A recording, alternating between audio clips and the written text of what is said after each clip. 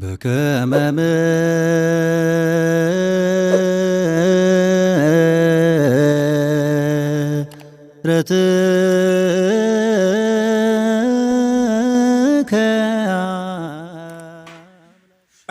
hundumti keessan lafa jirtanitti bakka jirtanitti akkam jirtu akkam ayyoona geessanii akkamiin turtanii guyyaa har'aatiin kan nu ga'e waaqa keenyaaf galanni ulfinni teessoo isaa Maariyaam irratti isaatiif haa ta'u jecha guyyaa har'aa kana ergaa tokko qabannee dhufeera.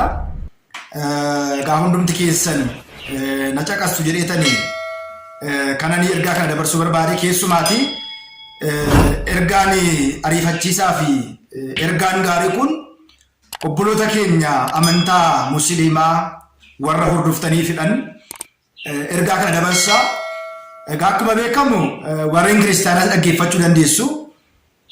Inni guddaan garuu yaada hin malle, yaada gaarii hin taane, yaada faallaa of keessaa qabu yaada kanaatii ala asirratti dabarsuun tasuma hin danda'amu jechaadha. Innis maalidhaa? Egaa biyya keenya Itiyoophiyaan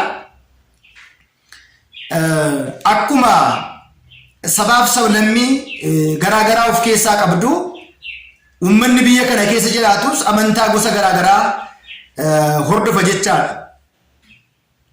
Akkuma beekamu dhimma waloo irratti wantoonni tokko nu godhan nagaa irratti, misooma irratti, guddina biyya keenyaa kana irratti hunduma ilaallata jechaadha. Kana gaafa jennu amantaan kun nagaa hin barbaadu, amantaan kun nagaa barbaada, amantaan kun nagaa hin labsu, amantaan kun nagaa labsa jennee qaama tokkoof waa'ee nagaa, waa'ee jaalalaa waan kennu miti jechaadha. Kana gaafa jennu gaa keessumaati obboloonni keenya warri musliimaa amantaa mataa isaanii yookiin immoo amantaa mataa keessanii, seera mataa keessanii ni qabdu jechaadha. Innis ka'umsi haalli amantaa keessanii yookiin immoo kan irratti hundaa'u quraanadha. Kan amantaa ortodoksii macaafa qulqulluu, kan pirootestaantis macaafa qulqulluu, kan kaatoliikis macaafa qulqulluu fi kanneen kanaa ala ta'an immoo kan ittiin of ibsan, kan ittiin amanan ka'umsa dooktireenii amantaa isaanii ni qabu. Kanaaf egaa keessuma obboloonni keenya warri musliimotaa hunda dursa kabaja guddaa, ulfina guddaa, jaalala guddaa akka isiniif qabnu ibsuun barbaada. Maaliif yoo jettan namni keenya akkuma midhaan wal keessa faca'ee fira isaa keessaa musliima, pirootestaantii,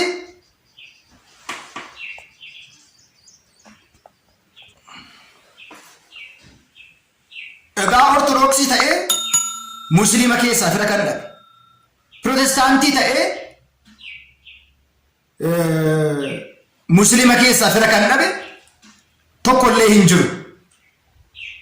Garuu abboolii kabaja guddaa qaban, ulfina guddaa qaban, naamusa gaarii kan qaban amantaa musliimaa keessa jiru.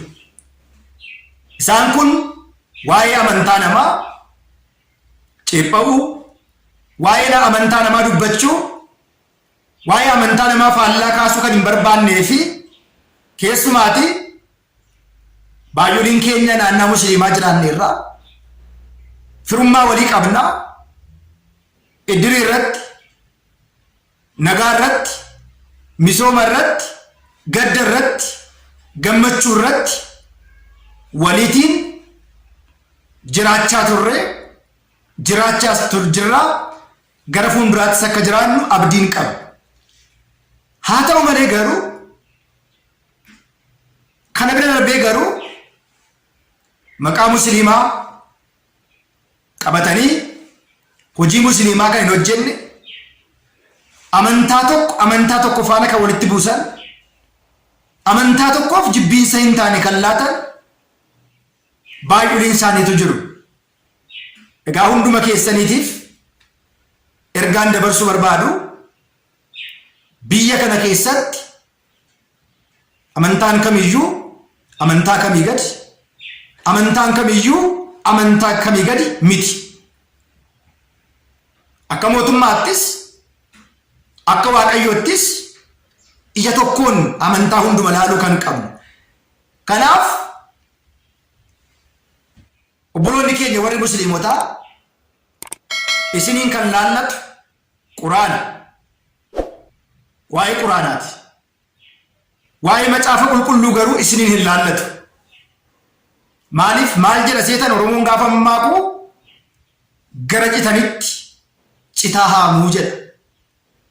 Namni waa'ee amantaa isaa bal'inaatiin qoratee baratee hubatee beeku waa'ee amantaa namaa haasa'uuf yeroos guyyaas hin qabu.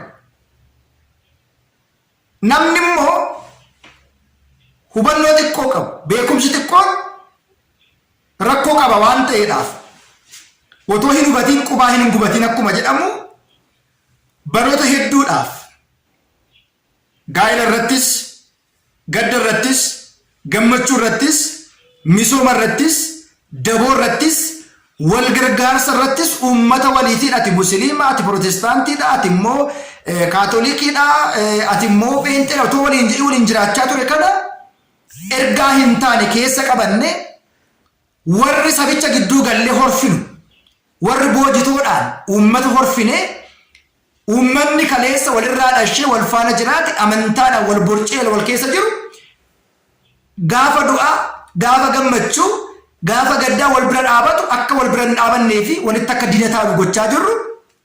Fakkeenyaatiif abbaan musliima yoo ta'e intalli ortodoksii, intalli ortodoksii yoo taate abbaan immoo yookiin protestaantii ta'uu danda'a. Intalli musliima yoo ta'e abbaan ortodoksii ta'uu danda'a. Nama namummaa isaatiin kabajne, amantaa isaas kabajne, waaqayyoon jaalaluu kenne dhugumatti amantaan hundumtiyyuu ergaan isaa ergaa nagaa, ergaa tokkummaa, ergaa jaalalaa malee ana malee biyya lafaa kanarra hin jiraadhu, ati mirga hin qabdu, lakkoofsaan sin caala, faayinaanshaaliidhaan sin caala, ati jiraachuu hin qabdu inni jedhu kuni amantaa kam keessallee kan hin jirredha. Amantaa kam keessallee kan hin jirredha waan ta'eedhaaf yaa obboloota keenya warra musliimotaa isin jaalanna, isin kabajna, kabaja guddaa isinii qabna, isinis kan keessan qabattanii nutis kan keenya qabannee jaalala waggoota hedduu lakkoofsine sana qabannee egaa akkuma beekamu musliimni duraan ture mana kiristaanaa ijaaraa ture. Ortodoksii ta'anii immoo maskiinni gaafa ijaaramu wal gargaaranii cidhi gaafa dhufu nyaanni musliimaa musliimotaan akka qophaa'u. Musliimni gaafa cidha qabu ortodoksii waamee, ortodoksiin gaafa cidha qabu musliima waamee, nyaata kana immoo haalli qophii isaa musliimni yoo cidha qopheeffate ortodoksiin dhaqee kan ortodoksii akka qopheessu, ortodoksiin yoo cidha qopheeffate musliimoon dhufanii kan musliimota akka qopheessan seenaa baay'ee gaarii ta'e bara rakkinaas bara dhiphinaas waliin dabarsine kana keessa dhaloota kanarra ga'e keessuma warreen nuti beektota amantaati amantaa hooggannu jennu ustaatonni sheekonni garaagaraa hedduutu jiru kan beekan quraanni kan isaaniif gale sirriitti kan qara'an hedduu isaanii jiru.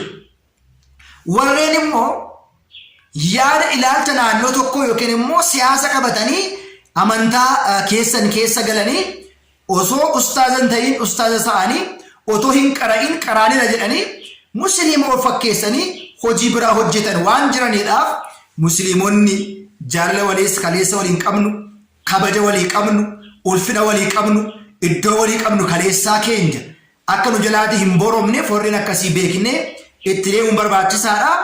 Baay'istanii waa'ee mana kiristaanaa ortodoksii qorachuudhaaf, waa'ee barsiisa ishii ceephaa'uudhaaf, waa'ee dogongora ishii dubbachuudhaaf baay'istanii hin dadhabinaa.